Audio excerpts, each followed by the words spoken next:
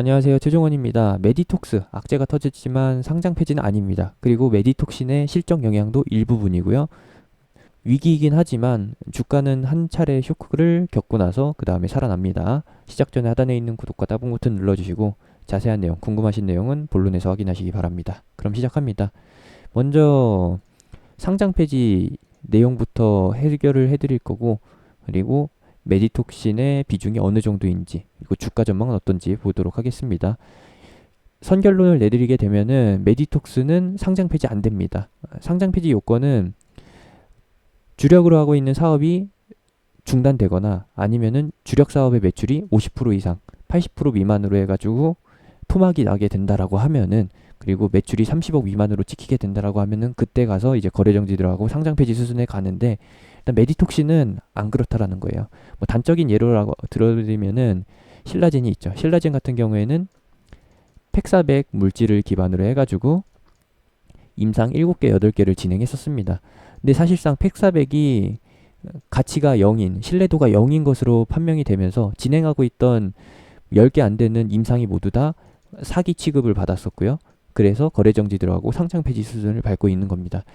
근데 메디톡스는 메디톡신만으로 영업을 하고 있던 게 아니라 다른 제품도 많습니다. 그래서 상장 폐지가 안 된다라는 거예요. 일단은 뭐 메디톡신, 뉴로녹스, 시악스, 그리고 뉴라미스, 의료기기랑 용역 매출이 있고요. 그 중에서도 이제 보톡스랑 필러 매출이 90% 정도를 차지하고 있습니다. 매년 요 정도. 그리고 기타 매출이 의료기기랑 용역 매출이 10% 정도 차지해가지고 매년 9대1 정도의 비율이 유지되고 있다는 것이죠. 그럼 이 90% 중에서 메디톡신의 비율이 어느 정도인지를 알아봐야 되는데, 그것도 미리 준비를 해봤습니다. 일단은 2016년도 기준으로 해서 메디톡신과 그리고 뉴라미스의 매출 비중을 찾아봤어요. 일단은 2016년도 기준으로 해서 뉴라미스의 순 매출이 600억이라고 합니다. 어느 정도냐? 보세요. 이게 2016년도 연간 실적이고 아래 거는 2020년도 1분기 실적인데 위에 걸 보시면 되겠습니다. 여기 요거 대략적으로 이게 얼마냐? 1200억 정도 같아요. 메디톡신과 그리고 뉴라미스 두 개 주력 상품의 매출이 1200억 정도가 되는 것이고, 2016년도에 아까 보여드렸죠? 뉴라미스의 순매출이 600억이라고. 그러면은 메디톡신과 뉴라미스의 비율은 약 5대5 정도가 됩니다. 기존의 메디톡신이 계속해서 주력 상품이었고 뉴라미스는 신생 매출 부분인데, 날이 가면 갈수록 당연히 뉴라미스 신제품, 주력 제품의 비율이 올라가겠죠. 그러면은 점점 더 뭐 4.5대 5.5 수준으로 해가지고 뉴라미스의 매출 비중이 점점 더 높아질 거다라는 겁니다. 근데 이거는 사업 보고서에서 절대 찾아볼 수가 없어요. 그래서 이런 뉴스를 찾아서 확인해 봐야 되는 겁니다. 유튜브에서 다른 어떤 영상을 찾아봐도 메디톡신의 매출 비중이 어느 정도인지 알려주는 영상은 전혀 없어요. 왜냐? 이렇게 디테일하게 파고 들어가질 않으니까. 얕으니까. 주가 분석도 당연히 얕을 수밖에 없겠죠. 그러면은 일단은 매출 비중은 어느 정도 되는지 확인을 했고, 90%의 보톡스와 필러 매출 중에서 그 중에서 절반인 약 45%가 뭐예요? 메디톡신의 매출인데, 2016년도에서 2020년도 올 때까지 그대로 5대5 비율로 해가지고 판매가 되었던 게 아니라 말씀드렸듯이 뉴라미스의 매출 비중이 점점 더 높아졌다라는 겁니다. 메디톡신 대신에 뉴라미스 위주로 해가지고 판매를 하던 게, 조금 더 강하게 어필을 하던 게 이제 메디톡스예요.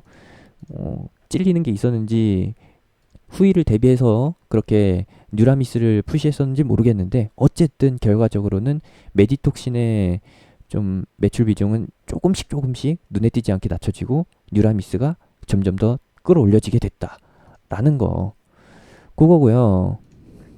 그렇게 해서 2016년도에는 1200억 중에서 600억이 뉴라미스의 매출이라는 것을 확인을 했습니다. 이렇게 해서 확인이 됐고, 그럼 이제 확인해 볼 건 무엇이냐? 올해 실적에 얼마나 반영이 될 것인가? 그거를 보도록 하겠습니다. 일단은 올해 1분기 때 340억 정도의 분기 매출이 발생이 됐어요. 이게 분기 매출인데, 말씀드렸듯이 이 기타 빼고 내수와 수출 중에서 메디톡신의 비중을 따져봐야 됩니다. 요것이 합쳐서 대략적으로 얼마예요? 295억인데 요거 중에서 한 50%좀 높게 잡읍시다. 50%라고 하면은 150억 안 되는 정도, 140억 정도라고 합시다. 140억 정도가 뭐예요? 메디톡신의 매출이라는 거예요. 이거 곱하기 4 하면은 연간 메디톡신 매출이겠죠? 그럼 어느 정도예요? 2020년에 메디톡신의 연간 매출액은 어느 정도다? 대략적으로 500억. 낮게 잡으면 500억에서 높게 잡으면 600억 수준이다. 그러면 이제 연간 실적을 같이 한번 따져봐야겠죠? 메디톡스의 올해 전망치는 1900억이었는데 이 중에서 이제 3분기와 4분기는 메디톡신 매출이 발생될 수가 없으니까 이게 분명히 토막이 날 겁니다. 현재 원래 1900억이었는데 아까 말씀드렸던 대로 분기당 140억 정도의 메디톡신 매출이 발생이 되니까 3분기와 4분기 매출이 날아간다라는 것이죠. 그러면은 얼마예요? 280억. 예상치보다 한 250억 정도 빠진다라는 것이죠. 그러면은 현재 키움증권에서 제공하고 있는 메디톡스의 2020년 실적 전망치는 1900억인데 여기서 240, 50억 정도 빼게 되면은 300억 좀 안 되게 빼면은 어느 정도죠? 1700억 미만이 된다. 그러면은 일단 주가는 20% 이상 빠지게 됩니다. 왜요? 연간 매출액이 10% 이상 빠지는데 주가가 진짜 모범적으로 10%만 빠질까요? 매출액 빠지는 정도만? 아니죠. 그 다음 연도에도 그 다다음 연도에도 역성장할 수 있다라는, 매년 가면 갈수록 나빠진다라는 그런 악전망이 나오게 되면서 실제 매출은 매년 10% 빠지는 게 아니라 당장 10%만 빠지고서 끝나는 건데 조금 더 오버해서 반영이 될 수 있다. 주가가 상승할 때는 거품이 낀다라고 하지만 주가가 하락할 때에는 여지없이 고평가 당하면서 잘려 나간다라는 것이죠. 2021년 매출 전망, 2022년 매출 전망도 이것도 다 수정이 될 겁니다. 왜냐? 메디톡신의 매출이 안 잡힐 거기 때문에. 일단은 2020년 1분기와 2분기까지는 실적이 어느 정도 정상적으로 먹혀 들어갔고요. 뭐 6월 달에 품목 허가 취소되는 것 때문에 안 잡힌다라고 하면은 조금 빵꾸가 날 수 있어요. 그것도 감안한다라고 하면은 이번 연간 매출이 뭐 1600억에서 1700억 정도? 만약에 메디톡스가 영업을 정말 잘해가지고 기존에 메디톡신이 제공되고 있었던 게 병원에다가 메디톡신 공급할 거 아니에요. 이 메디톡신 대신에 메디톡신 물량만큼 뉴라미스를 공급한다라고 하면은 매출 공백은 빵꾸가 안 나겠죠. 매출 공백이 생기지 않는다라는 겁니다. 근데 모든 병원이 그렇게 받아들여 줄지, 환자 입장에서 메디톡신 대신에 뉴라미스 그것을 받을지 선택할지는 의문입니다. 그래서 너무 안 좋게 1700억까지 보는 건 좀 그렇고 대략적으로 이 정도 예상하는데 요거보다 좀 더 낮게 나올 수도 있다. 좋게 나올 수도 있다라는 거. 왜? 환자들이 메디톡신 대신에 뉴라미스를 선택할 수 있으니까요. 그리고 뭐 불매운동 심리가 반영이 된다라고 하면은 메디톡스 제품이 아니라 뭐 휴메딕스, 대웅제약 등의 경쟁사 보톡스나 필러를 선택할 수가 있습니다. 그런 식으로 반영이 된다라고 하면은 예상 매출이 이제 하단 밴드 쪽으로 가까워질 수가 있다라는 것도 감안해 주시면 되겠습니다. 그럼 주가는 어떻게 되느냐? 일단은 4월 달에 처음으로 품목허가 취소 이슈가 나올 때 45%가 빠졌어요. 20만 원에서 12만 원 초반선까지 빠지게 되면서 45%가 하락했다라는 겁니다. 또 패턴은 똑같아요. 이만큼 빠진다라고 보세요. 일단은 연간 매출에서 한 25% 정도가 빠지긴 하는데 이게 메디톡신 빠졌을 때 매출이 빠지는 거예요. 20%에서 25%가 빠지긴 하는데 주가는 2배 이상이 반영됐다라는 것이죠. 2배 가깝게. 그러면은 15만 원에서 이전에 빠졌던, 여기가 45% 빠졌다라고 말씀드렸습니다. 45% 빠지게 되면은 얼마냐? 대략적으로 8만 원입니다. 근데 이거는 터무니없이 빠진다라는 거예요. 그래서 제가 방금 말씀드린 팩트, 메디톡신의 매출 비중, 그것을 따져본다라고 하면은 10만 원 정도에서 지지선이 형성이 되는 게 맞고요. 대략적으로 한 10만 5천 원 정도? 요것이 적정 주가다. 라고 얘기하고 싶어요. 맞았으면 좋겠는데 10만 5천 원 정도에서 자리가 잡히는 것이고, 주가 흐름은 여기서 바로 멈추는 게 아니라 투매성 매물 그리고 악재로 인식해서 던지는 물량들 때문에 과매도가 쏠리게 되면서 휘청이게 된다라는 거. 여기 A파트에서 나타났었던 주가 흐름 역시도 똑같이 나타납니다. 이번에 원래 그냥 4월 달에 발생될 걸로 보면은 여기 13만 원 선 정도가 방어 라인이었는데, 워낙에 충격적인 내용이고 그리고 악성 매물이 나오다 보니까, 투매성 매물, 손절 매물이 많이 겹치다 보니까 빠졌다가 올라오게 된다라는 것이죠. 고무줄처럼 좀 과도하게 내려온 만큼 튕겨져 올라오는 이런 반등 보시면 된다라는 것이고, 그래서 제가 보는 거는 지금 현재 악재만 봐서는 사람들 인식이 8만 원까지 빠질 수 있다라는 쪽으로 많이 가능성이 실리고 있고 무게가 실리고 있고요. 여기 8만 원을 찍고 나서 그 다음에 11만 원 정도에서 고점 라인 저항대가 형성이 되면서 여기서 10만 원 전후에서 출렁일 수 있다라는 것으로 봐주시면 되겠습니다. 그럼 지금 어떻게 하느냐? 이전에 물리신 분들은 제가 어떻게 말씀을 드릴 수가 없어요. 어떻게 말씀드려도 이 가격대까지 회복되는 것은 정말 힘들기 때문에 비중 축소해가지고 메디톡스의 경쟁사 주식을 사는 게 맞다라고 보시면 되겠고, 메디톡스는 사실상 이번 이슈로 인해서 기업 이미지 그리고 기업 신뢰도가 떨어지게 된다라고 하면은 메디톡스에서 발생될 수 있는 다른 제품의 매출마저도 경쟁사로 다 넘어간다라는 그런 관점 때문에 메디톡스는 이 자리에서 계속 역성장으로 가는 것이고, 정체하는 것이고, 뭐 대웅제약이나 휴메딕스 같은 뭐 새롭게 나오고 있는 보톡스 그리고 필러 관련주들이 더 오를 수 있다라는 것으로 봐주시면 되겠습니다. 대웅제약, 휴메딕스, 휴젤, 이런 것들이 한 최소한 20%? 오늘 종가 수준에서 한 20%, 15%, 20% 그리고 한 30% 정도까지, 맥시멈 30% 정도까지는 더 올라올 수 있다라고 보시면 되겠습니다. 메디톡스의 매출이 한 군데로만 이관되진 않을 거예요. 분산이 되기 때문에 만약에 원래 이 시장에서 메디톡스와 대웅제약이 독과점을 하고 있었다라고 하면은 메디톡스의 매출이 고스란히 대웅제약으로 가면서 대웅제약의 주가가 2배 이상 뛸 수도 있는데, 그런 상황은 아니라는 거 체크해 주시면 되겠고, 다시 메디톡스로 돌아와서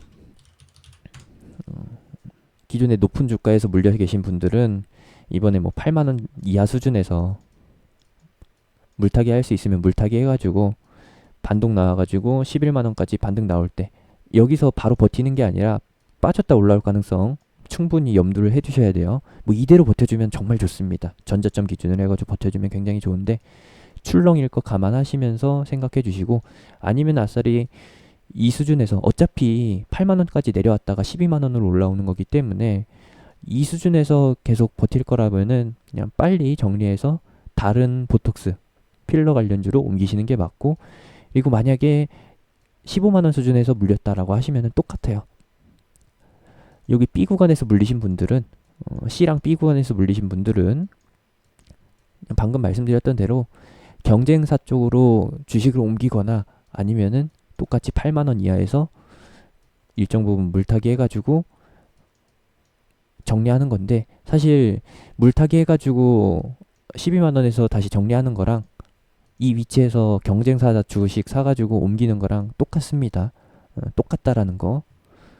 오히려 경쟁사로 옮겼을 때 좀 결과가 좋을 것이지, 메디톡스에서 나오는 기술적 반등으로 100% 만족하실 수는 없을 거예요. 그렇게 보고 있고요.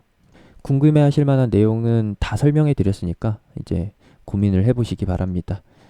최근에 떠오른 게 이제 메디톡스에 불신이 생기면서 금이 가면서 나오는 게 제테마고, 뭐 휴젤이나 휴온스 글로벌, 뭐 대웅제약, 휴온스, 메디톡스, 아니죠. 휴온스까지가 이제 관련주입니다. 휴메딕스까지도 있고요. 이런 종목들이 이제 반사이익으로 올라온다라는 거. 제테마, 휴젤, 휴온스 글로벌, 휴온스, 대웅제약. 근데 여기서도 이제 순위를 따져본다라고 하면은 만만한 RF텍.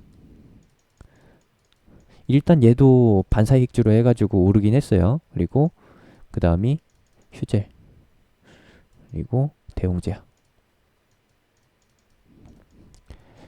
제일 후발주 성향에 가까운 게 이제 휴온스 시리즈.